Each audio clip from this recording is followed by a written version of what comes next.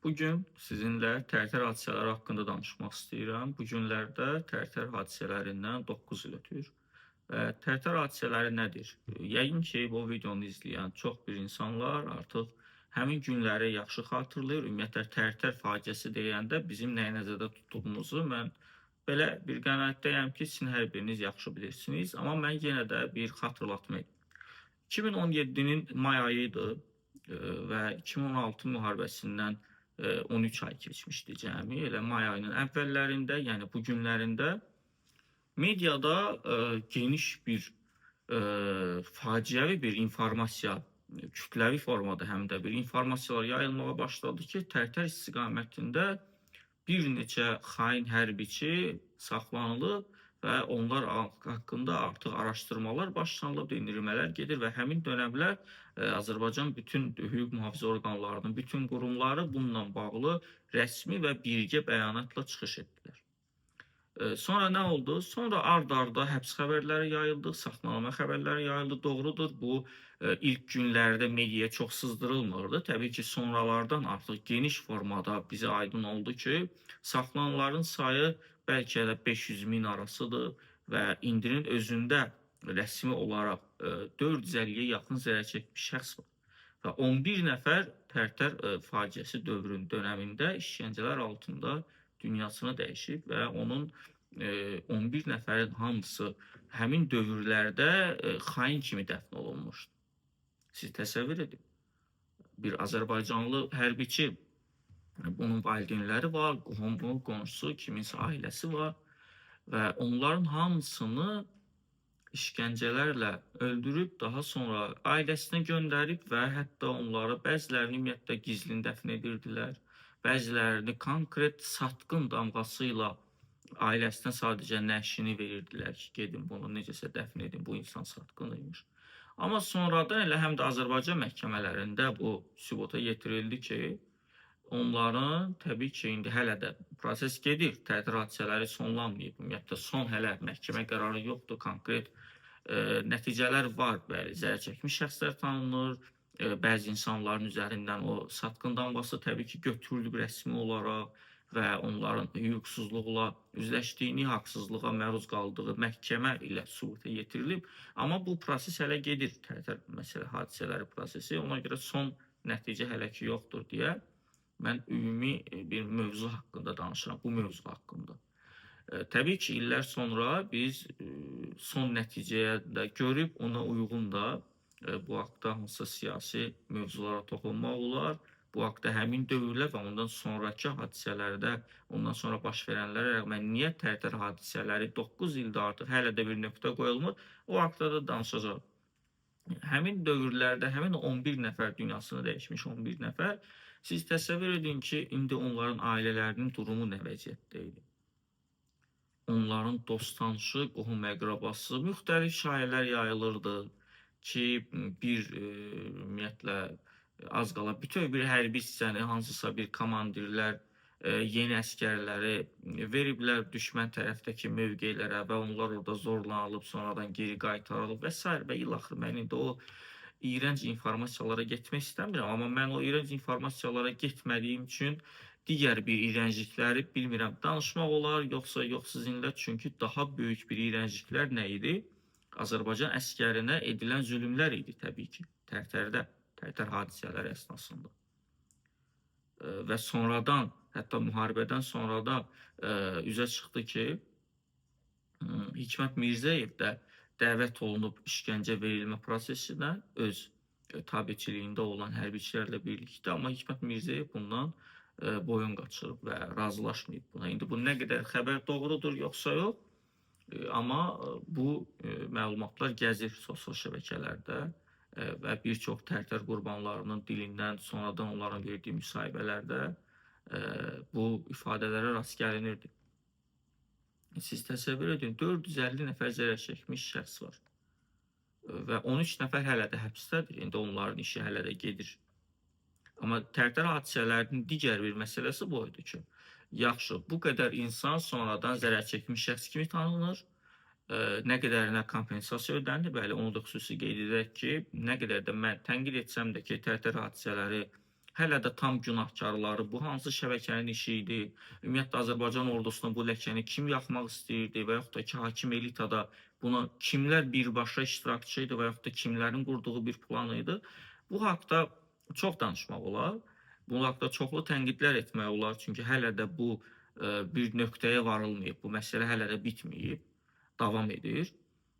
Amma digər bir tərəfi də var ki, bəli, bəzi insanlar var ki, zərər çəkmiş şəxslər arasında onlar müxtəlif dərəcədə kompensasiyalar alıblar və onların zərər çəkmiş şəxs kimi tanınması faktı sübuta yetirilib və bir çox hərbidən azad olunan kəslər isə hətta bəziləri mən səhv etmirəmsə yenidən hərbiçi kimi işə başlaya biliblər.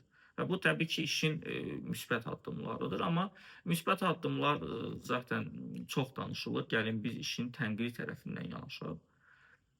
Tərtər hadisələrinin bugünə kimi tam aydınlığa çıxmaması, tam həll olunmaması. Təbii ki, indi mən burada bir tərəfli qaydada danışıram. Bəlkə izləyicilər tərəfdə belə bir sual ola bilər ki, Novruz, bəlkə də sən yanlış düşünürsən. Bu məsələ o qədər də rahat məsələ deyil. Bu məsələ o qədər də sadə məsələ deyil ki, bunu 1 ilə, 5 ilə həll etmək olar. Təbii ki, mən bu arqumenti də qəbul edirəm, anlayıram bu sualı verənləri də. Amma digər bir məsələ var. Tərtər hadisələri zaman-zaman Azərbaycan ordusunun üzərində Demokl qılıncı kimi istifadə olunur.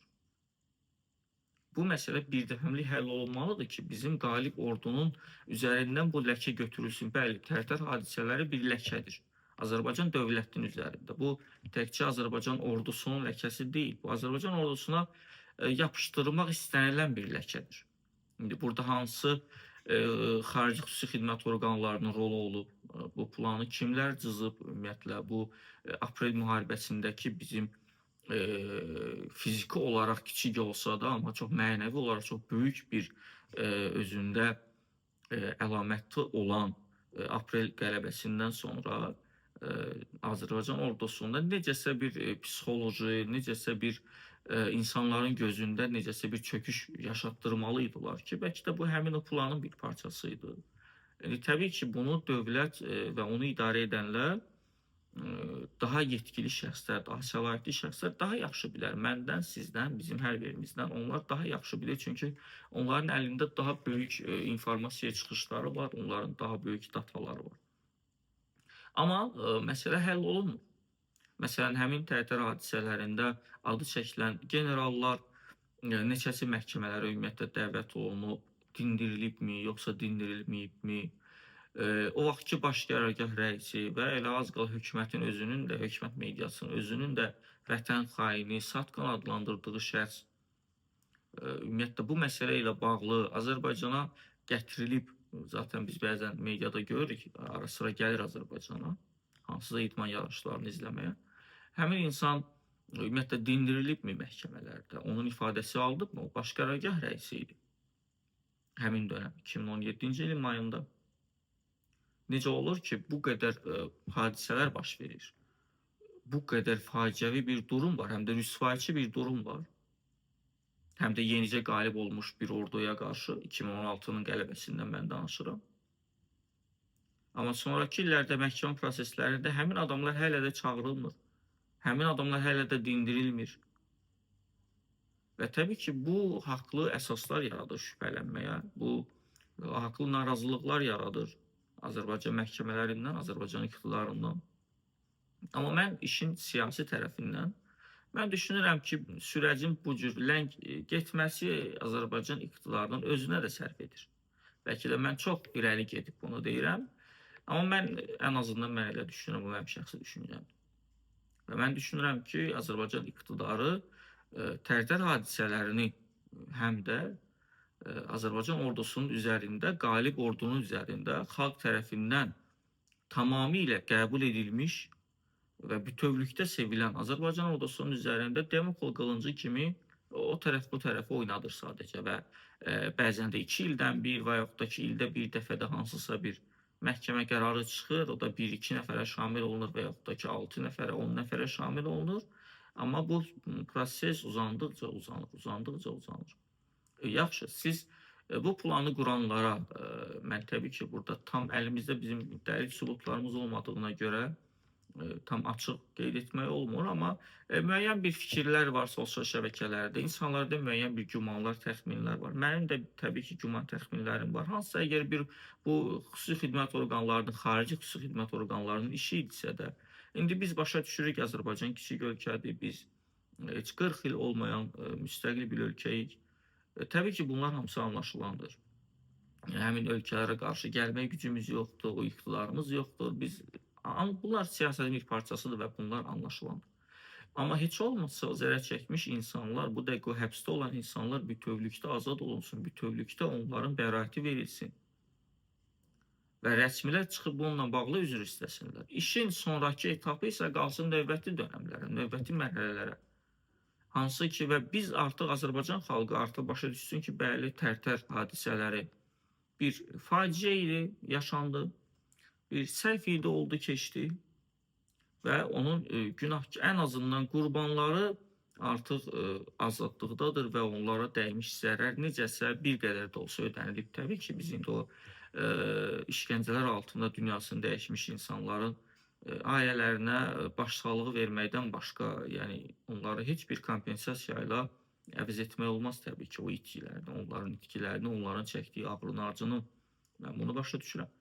Amma işin siyasi tərəfinə də diqqət edəndə biz görürük ki, bəli, əgər siz heç olmasa digər səbəblər üzərindən, digər məsələlər üzərindən tam günahkarları, bu işin səbəbkarlarını əgər cinayət məsuliyyətinə cəlb edə bilmiriksə, hələ ki, yəni bunu xüsusi qeyd edirəm, hələ ki, cəlb edə bilmiriksə də, onlar hələ ki cəzadan kənar qalırsa da, heç olmazsa bu günahsız qurbanlar məsələsi artıq birdəfəmlik həll olunsun.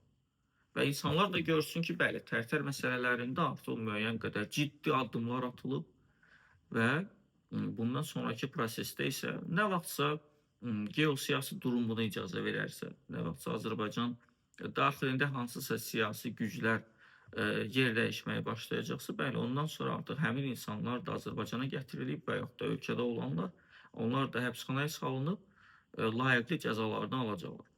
Amma Tərtər hadisələrindən Azərbaycan ordusunu ildən-ilə nüfuzdan salmağa və yaxud da ki, onları total nəzarətdə saxlamaq üçün əgər istifadə edirsə bir iqtidar və mən sizi inandırım ki, bu iqtidar elə Tərtər hadisələrini planlayanlardan, Tərtər hadisələrinin əsas səbəbkarlarından, düşüncə baxımından, milli mənəvi heysiyyat baxımından mən düşünürəm ki, çox da fərqlənmir. Çünki bu ordu qalib ordudur. Bu ordu bizim 200 illik bizə şanlı qələbə bəxş etmiş bir ordudur. Və bu cür ordunun üzərində hansısa bir oyunlar oynamaq, onları necəsə nəzarətdə saxlamaq və yaxud da ki, necəsə baskı altında saxlamaq, bu ümumiyyətlə nəinki insanlığa, nəinki hazırki iqtidara, iqtidarda kim olmasına asılı olmayaraq, ümumiyyətlə heç bir sözə sığmayan, bir mənasız, bir abırsız bir əməldir. Ona görə də Tərtər hadisələri artıq 9 il keçib, baxın, artıq 9 il keçib və bu məsələ birdəfəmlik həll olunmalıdır. Çünki bu, müasir Azərbaycan tarixinin ən qanlı səhifələrindən biridir və bizim 1-ci Qarabağ müharibəsindən sonra Tərtər hadisələri Azərbaycanın ən qanlı səhifələrindən biridir. Bu, tam əminliklə bunu deyirəm. Tərtər hadisələri məsələsində artıq birdəfəmlik həll olunmalıdır və ordunun üzərinə gələcək üçün də planlanan bu məsələ üzərindən, Tərtər hadisələri üzərindən planlanan hansısa ləkə atmaq, nə vaxtsa onlar baş qaldıracağı, o da inandırıcı deyil, ümumiyyətlə, baş qaldıracağı təqdirdə Tərtər hadisələri ilə həmin o şəxsləri əlaqələndirib nəsə başqa bir planlar qurmaq fikri də bu fikirdə olanların beynindən artıq birdəfəmlik çıxmalıdır və nəhayətində Tərtər hadisələrinə daha şəffaf və daha adil bir yanaşma olmalıdır Azərbaycan iqtidarı tərəfindən.